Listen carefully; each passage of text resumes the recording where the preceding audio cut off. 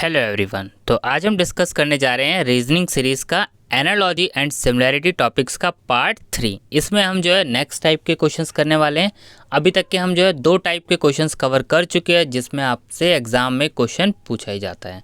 मैं आपको फिर क्लियर कर दूं, जामिया मिलिया इस्लामिया में जितने भी रीजनिंग क्वेश्चन हैं सारे क्वेश्चन इस सीरीज़ में कवर कर दिए जाएंगे जिस भी टाइप के क्वेश्चंस एग्जाम में पूछे जाते हैं। अगर आप ये सीरीज़ कंप्लीट कर लेंगे तो जैसे कि आप लोगों को पता है कि जो है 20 मार्क्स के रीजनिंग क्वेश्चंस आते हैं एग्ज़ाम में।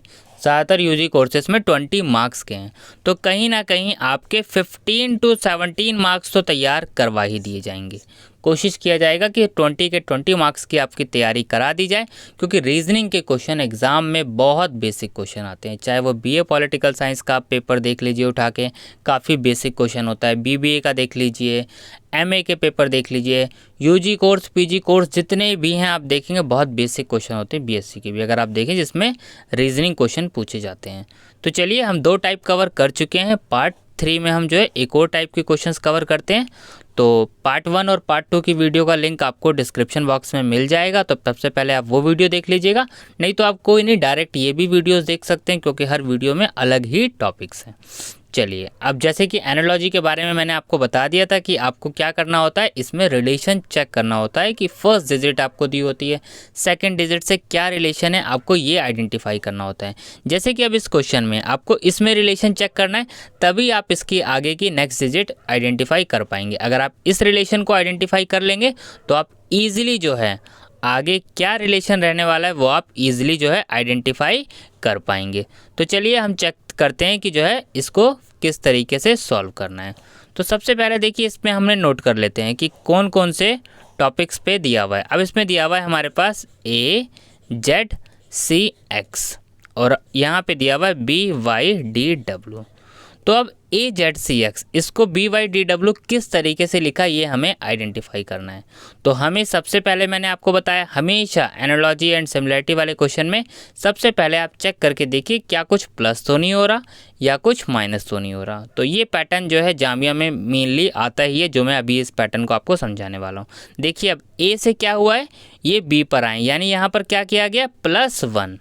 क्या किया गया है, पहले वाले में +1।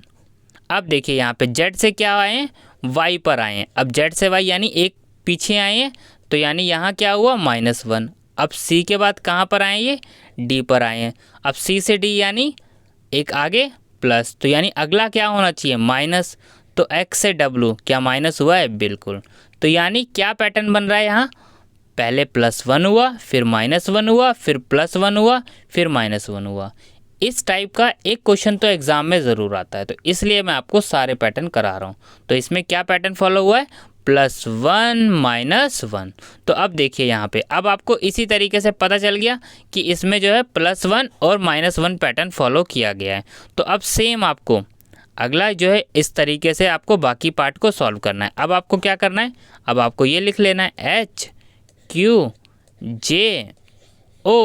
अब H में आपको सबसे पहले क्या करना है, +1। तो H के बाद आपको पता होना चाहिए क्या आता है अल्फ़ाबेट में, आप जानते ही हैं H के बाद क्या आता है, I आता है। अब इसमें तो +1 हो गया, अगला स्टेप क्या होगा, पहला स्टेप तो +1 था, अगला स्टेप क्या है, -1। अब Q से पहले क्या आता है, Q से पहले आपको पता है P आता है। अब फिर यहाँ पे +1, अब यहाँ पे क्या लिखा है, J, तो J के बाद क्या आता है, K, ठीक है। अब फिर -1, अब Q से पहले क्या आता है, सॉरी यहाँ पे लिखा है O, तो O कर देते हैं हम इसको। तो O से पहले क्या आता है, O से पहले आपको पता है N आता है, बस हो गया। अब चेक करिए IPKN कहाँ पे लिखा है, ये हमारा हैगा थर्ड ऑप्शन में। तो इसका ऑप्शन सी इसका करेक्ट ऑप्शन हो गया। इस पैटर्न को आपको अच्छे से याद रखना है, +1 -1। ये +2 -2 भी हो सकता है, +3 -3 वाला पैटर्न भी एग्जाम में आ सकता है। चलिए नेक्स्ट क्वेश्चन करते हैं, क्वेश्चन नंबर 12। अब देखिए इसमें क्या पैटर्न है। अब ये वाला भी एक मोस्ट इंपॉर्टेंट पैटर्न रहता है। देखिए आपको पैटर्न तो आइडेंटिफाई करना पड़ेगा किसी भी तरीके से, और ये आप तभी आइडेंटिफाई कर पाएंगे जितने ज़्यादा आप क्वेश्चन प्रैक्टिस करेंगे। सबसे पहले CFD भी ये लिख लीजिए, और सेम इसके नीचे आप ये डिजिट लिख लीजिए, XUW, आगे है हमारा ये Y, ठीक है। सबसे पहले क्या करना है, आपको ये डिजिट लिख लेनी है। अब आपको चेक करना है, आइडेंटिफाई करना है रिलेशन। अब देखिए सी का एक्स है। अब देखिए यहाँ पे आप प्लस में तो जा नहीं सकते और ना ही माइनस में जा सकते हैं। क्यों? क्योंकि देखें ए बी सी ये स्टार्टिंग के डिजिट है और एक्स लास्ट के डिजिट है। तो यहाँ पे आपको क्या चेक करना है कि ऐसा तो नहीं है कि यहाँ पे पहले स्टार्टिंग से नंबर लिखा जा रहा है और पीछे से भी स्टार्टिंग से नंबर लिखा जा रहा है। तो अब देखिए सी अगर आप देखें तो सबसे पहले ए बी सी ये कौन सा नंबर है, थर्ड नंबर है। और वही अगर आप देखें जेड वाई एक्स तो ये भी कौन सा नंबर है, थर्ड। तो अब आप ये देखें, चलिए एक हमने यहाँ से देख लिया, एक लास्ट वाला भी देख लेते हैं, क्या ऐसा लास्ट वाले में भी है, बी और वाई। बी कौन सा नंबर है, सेकंड। क्या वाई सेकंड नंबर है, बिल्कुल है।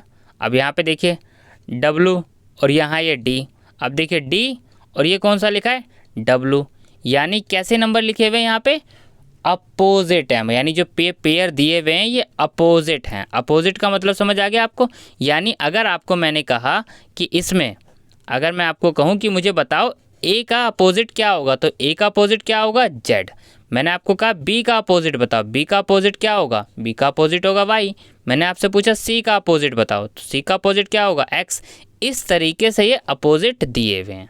तो अब आपको क्या करना है, अब आपको इसमें क्वेश्चन में क्या पूछा है, क्वेश्चन में पूछा है जी जे एच एफ। अब इसका अपोजिट बताना है, तो इसका अपोजिट बताने के लिए अब आपको पहले ये नंबर लिखना पड़ेगा, जी जे एच एफ। तो सबसे पहले देखिए जी कौन से नंबर पे होता है, जे कौन से नंबर पे होता है और एच कौन से नंबर पे होता है और एफ कौन से नंबर पे होता है। ठीक है, तो जब आप देखेंगे जी, तो जी का अपोजिट कौन सा आएगा, इसका अपोजिट आएगा टी। अब जे के अपोजिट कौन सा आएगा, क्यू। एच के अपोजिट कौन सा आएगा, एस। एफ आप देखेंगे कौन सा नंबर है, 6 नंबर है। तो 6 नंबर अपोजिट में क्या आता है, यू। तो इसका आंसर क्या हो जाएगा, टी क्यू एस यू। ठीक है, तो इसका करेक्ट ऑप्शन हो जाएगा हमारा ऑप्शन नंबर सी। इस पैटर्न को भी आपको अच्छे से कर लेना है। चलिए नेक्स्ट क्वेश्चन करते हैं, क्वेश्चन नंबर 13। अब 13 में आपको यहाँ पे आइडेंटिफाई करना है कि आपको 13 क्वेश्चंस में अब सबसे पहले सेम पैटर्न आपको करना है। सबसे पहले क्या लिख लेना है, जे एल एन पी। जो लिखा है सबसे पहले आप वो उतार लीजिए क्वेश्चंस को, ओ एम के आई। अब आपने ये नोट कर लिया। अब फिर आइडेंटिफाई कीजिए क्या रिलेशन है जे का ओ से, एल का एम से, एन का के से, पी का आई से।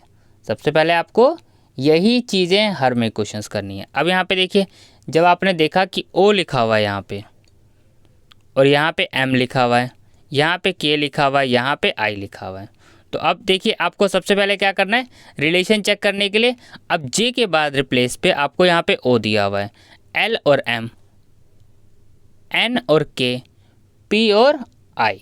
अब चलिए हम इसमें देख करते हैं कि इसमें प्लस का रिलेशन है, माइनस का रिलेशन है, या फिर और किसी तरीके का तो रिलेशन नहीं है, +2 -2। तो चलिए एक एक करके हम इसमें चेक करते हैं। तो 58 का चलिए क्वेश्चंस करते हैं हम। अब सबसे पहले हमें क्या करना है, वही जे एल एन पी और यहीं पर हम लिख लेंगे ओ एम के आई। ठीक है, अब हम देखना है सबसे पहले क्या इसमें रिलेशंस है, जे से ओ का क्या रिलेशन है, एल के बाद एम आता है, चलिए ये तो हो जाएगा। एन और के यहाँ पे कोई रिलेशन दिखता हुआ दिख नहीं रहा, और पी और आई आपको ये भी रिलेशन नहीं दिख रहा है। अब देखिए इसमें क्या पैटर्न फॉलो हुआ है। अब इसके पैटर्न को आपको समझने के लिए पहला तो पैटर्न मैंने आपको समझा दिया। पहला कैसे पैटर्न हो सकता है, प्लस पैटर्न और माइनस पैटर्न तो हो सकते हैं, जैसे कि प्लस माइनस का पैटर्न हो सकता है, अपोजिट पैटर्न हो सकता है। अब थर्ड, इसमें आप अच्छे से देख लीजिए किस तरीके का पैटर्न हो सकता है, ताकि आप इजीली एग्जाम में कर पाएँ। अब देखिए यहाँ पे क्या लिखा है, जे। अब जे का इसमें जो रिलेशन दिया गया है, जे का रिलेशन जो इसमें दिया गया है, जे का रिलेशन किसने, यानी फर्स्ट अल्फ़ाबेट का रिलेशन लास्ट अल्फ़ाबेट से, फर्स्ट अल्फ़ाबेट का रिलेशन लास्ट अल्फ़ाबेट से, तो सेकंड अल्फ़ाबेट का रिलेशन सेकंड लास्ट अल्फ़ाबेट से, थर्ड अल्फ़ाबेट का रिलेशन थर्ड लास्ट, और ऐसे ही फोर्थ अल्फ़ाबेट का रिलेशन फोर्थ लास्ट। अब देखिए कैसे अब आपको यहाँ पे पता चल रहा है। यहाँ पे देखिए लिखा है जे, क्या लिखा है, जे, और यहाँ पे लिखा है आई। अब आई और जे में आप देखिए क्या रिलेशन है, जे कब आता है, आई के बाद आता है, तो यानी यहाँ क्या किया गया है, -1। अब एल का हमें किससे रिलेशन चेक करना है, के से, तो एल कब आता है, के से के बाद, तो यानी यहाँ पे भी क्या हुआ है, -1। n का किससे चेक करना है, m से। n कब आता है, m के बाद, तो यहाँ पे भी क्या हुआ है, -1। अब सेम ऐसे p का o से, अब o कब आता है और p कब आता है, p कब आता है, बाद में आता है, और o पहले आता है, ठीक है। तो o p, तो यानी p यहाँ पे फिर -1। तो यहाँ पे अगर आप देखें तो ये क्या पैटर्न फॉलो हुआ है, -1 का पैटर्न फॉलो हुआ है। तो अब सेम आपको इसमें करना है। सबसे पहले क्या करना है आपको, SUWY आपने लिख लिया। अब देखिए यहाँ पे पहले आपको कौन सा वर्ड देखना है, S देखना है। अब S का किससे बनाना है, फिर U का, फिर W का, फिर Y का। अब आपको इसी तरीके से जो है पैटर्न को क्या करना है, आइडेंटिफाई करना है। अब यहाँ पे देखिए y लिखा है, तो y से पहले क्या आता है, -1 करना है आपको, तो y से पहले क्या आएगा, x। अब यहाँ का सबसे लास्ट में जाएगा। अब w से पहले क्या आता है, v। ऐसे ही आपको देखना है u से पहले क्या आता है, और ऐसे ही आपको देखना है s से पहले क्या आता है, ठीक है। तो इस तरीके से आपको जो है पैटर्न बनाना है, क्योंकि इसमें जो पैटर्न फॉलो हुआ है वो कौन सा पैटर्न फॉलो हुआ है, -1 का पैटर्न जो है फॉलो हुआ है। तो चलिए मैं आपको जो है इसमें करके दिखा देता हूँ। चलिए SUWY, ठीक है। अब देखिए S से पहले क्या आता है, R, ये मैं यहाँ लास्ट में लिख दूँ, ठीक है। अब हमें देखना है यहाँ पे U से पहले आप अल्फ़ाबेट लिख लीजिए। अब जैसे इसके आसपास आए तो इसके आसपास के आप अल्फ़ाबेट लिख लीजिएगा, ताकि आप लोगों को कोई दिक्कत ना आए। PQRSTUVWXYZ। अब आपको यहाँ आसानी से पता चल जाएगा। S से पहले क्या आता है, R, आपने इजीली लिख दिया। अब U से पहले क्या आता है, यहाँ देख लीजिए, T, आपने आसानी से T भी लिख दिया। W से पहले क्या आता है, ये देख लीजिए, V, तो यहाँ पे आपने V लिख दिया। अब Y से पहले क्या आता है, X, आपका आंसर मिल गया XVTR। तो आपको ये ऑप्शन में देख लेना है, कहाँ है, ऑप्शन में, ये थर्ड है। इस पैटर्न को भी आपको अच्छे से समझ लेना है, और इस पैटर्न को भी अच्छे से आपको याद रखना है कि ये पैटर्न भी रीजनिंग में हो सकता है। और इस पैटर्न का तो एक क्वेश्चन ज़्यादातर चांसेस रहता है कि आपसे पूछ लिया जाए एग्ज़ाम में, क्योंकि इस पैटर्न में बच्चों को समझने में दिक्कत आती है। +1 -1 कर लेते हैं, लेकिन भूल जाते हैं कि फर्स्ट अल्फ़ाबेट का रिलेशन जो है लास्ट अल्फ़ाबेट से भी हो सकता है। तो आप ना भूलें, मैंने आपको ये वाला पैटर्न भी बता दिया कि आपको इस तरीके के पैटर्न भी हो सकते हैं। +1 -1 बता चुका हूँ, +2 -2 भी हो सकता है। ऐसा नहीं है कि +1 -2 नहीं होगा, किसी भी तरीके का पैटर्न हो सकता है, पर पैटर्न ऐसे ही रहने वाले हैं। चलिए अभी 2 और नंबरिंग के क्वेश्चंस कर लेते हैं जिन बच्चों को डाउट आ रहा था। अब देखिए ये वाला 635। अब बहुत बच्चे तो इस क्वेश्चंस को कर जाएंगे इजीली, जैसे कि मैंने आपको बताया स्क्वायर आपको याद रखना है। अब प्लस आप करेंगे तो क्वेश्चन में दिक्कत हो सकती है। अब देखिए 6 हो गया ये, और ये क्या है, 6 का स्क्वायर -1 35, क्योंकि 6 का स्क्वायर क्या होता है 36 में से अगर आप 1 माइनस कर देंगे तो 35 आ गया।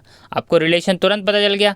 अब यहाँ पे लिखा हुआ है 7 का बताना है हमें नंबर, तो 7 का कैसे होगा, 7 का स्क्वायर -1, 7 का स्क्वायर होता है 49 -1, तो आपका आंसर क्या आ गया 48। आप इजीली इसका आंसर कर पाएंगे। तो इस तरीके से आपको इसका आंसर करना है। चलिए एक क्वेश्चन में आपको होमवर्क के लिए है, ये क्वेश्चन नंबर 15, ये आपका होमवर्क क्वेश्चन है, ठीक है। इसका आंसर आपको करके आंसर इसका कमेंट करना है, ठीक है। Thank you.